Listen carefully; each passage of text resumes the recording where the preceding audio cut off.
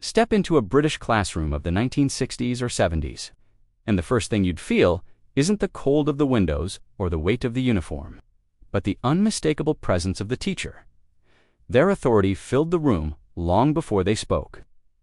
Wooden floors creaked as you took your seat, chalk tapped softly against the board, and a quiet hush settled the moment they walked in. Back then, the classroom was their kingdom, and we all knew our place within it. It's only when we look back now that we realize just how different their everyday habits were from anything we see today. To understand why teachers once held such unquestioned authority, we have to step back into a Britain shaped by post-war values. In the 1950s through to the 1980s, homes were built on discipline, routine, and clear expectations, and schools simply mirrored the world outside their doors. Classrooms were arranged in neat rows, uniforms were worn with pride, and house systems reinforced a sense of belonging and responsibility. Morning routines were almost ceremonial, lining up quietly, greeting teachers with respect, and beginning the day with a seriousness that feels unfamiliar today. Manners weren't optional, they were part of the fabric of daily life. Back then, teachers weren't just educators. They were guardians of order, figures you listened to immediately and without question. Their word carried weight, shaped by a society that believed authority created stability. Today's classrooms focus more on dialogue, flexibility, and emotional well-being, but in those decades, structure ruled. The contrast is striking. What feels strict now was simply normal then.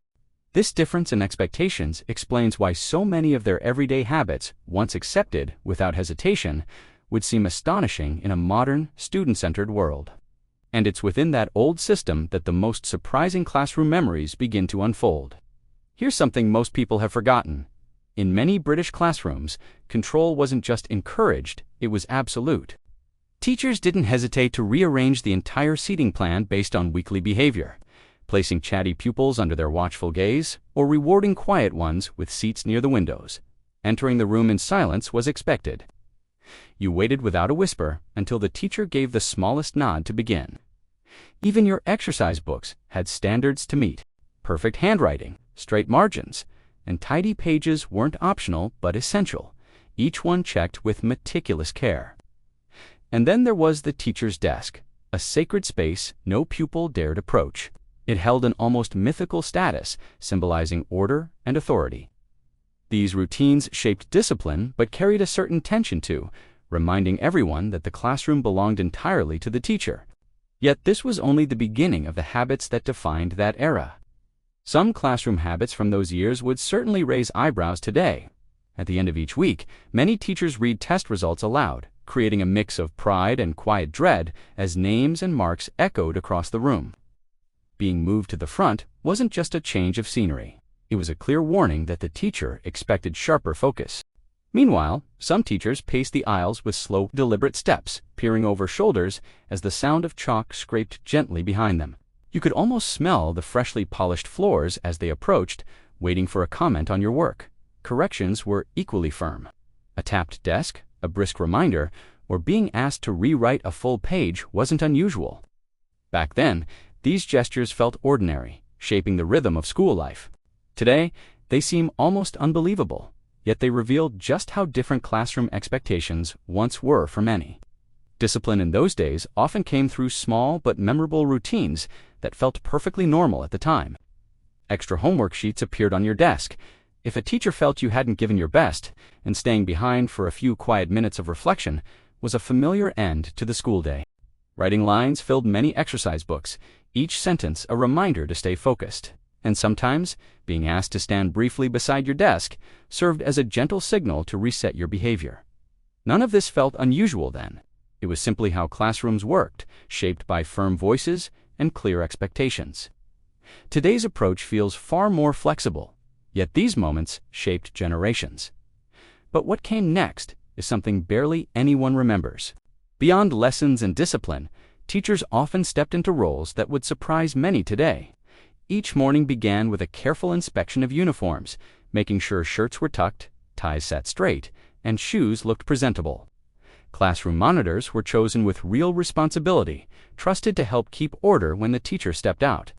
Registers were read with a steady rhythm, followed by a brief reminder of classroom values that set the tone for the day.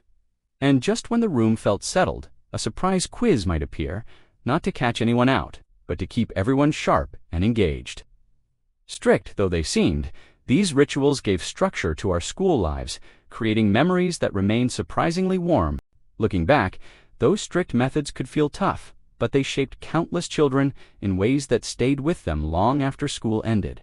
They taught resilience, the habit of turning up on time, and the quiet satisfaction of taking pride in your work.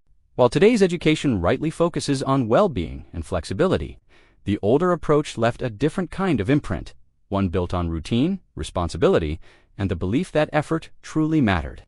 Do you remember the feeling of earning a rare word of praise, or how a strict teacher, once daunting, somehow became your favorite because they pushed you in just the right way? These moments weren't isolated. They were shared across classrooms from Aberdeen to Cornwall, linking millions through the same familiar memories. And as we reflect on them now, it becomes clear how deeply they shaped our experience, setting the stage for a final look at just how far schools have come. When we compare those chalk-dusted classrooms with today's bright, student-centered spaces, the change feels almost unbelievable.